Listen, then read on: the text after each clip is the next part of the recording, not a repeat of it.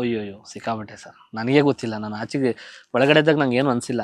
ಆಚೆ ಬಂದಾಗ ಸುಮ್ಮನೆ ಮೊಬೈಲ್ ಕೊಡ್ತಾ ಇಲ್ಲ, ಬೇಡ ಸುಮ್ಮನಿರು ಸ್ವಲ್ಪ ದಿವಸ ನೋಡ್ಬೇಡಿ, ಇಲ್ಲಿಂದ ಏನೋ ಶಿಫ್ಟ್ ಮಾಡೋಣ ಅಲ್ಲಿಗೆ ಶಿಫ್ಟ್ ಮಾಡೋಣ ಅಂತವ್ರು. ಏನಕ್ಕೆ ಈ ಥರ ಶಿಫ್ಟ್ ಮಾಡೋಣ ಅಂತವ್ರು, ಅಲ್ಲಿಗೆ ಶಿಫ್ಟ್ ಮಾಡೋಣ ಅಂತವ್ರು. ನನಗೆ ಒಳಗಡೆ ನ್ಯೂಸ್ ಗೊತ್ತಿರಲಿಲ್ಲ. ಜೈಲಲ್ಲಿದ್ದಾಗ ರಿಲೀಸ್ ಆದಾಗ ಅಲ್ಲೆಲ್ಲ ಕೆಲವರು ಮಾಮೂಲಿ ಪೊಲೀಸ್ನವರೆಲ್ಲ ಹೇಳ್ತಾ ಇದ್ರು, ಏನೋ ಹಂಗಂದಿದ್ಯಾ ಅಂತ.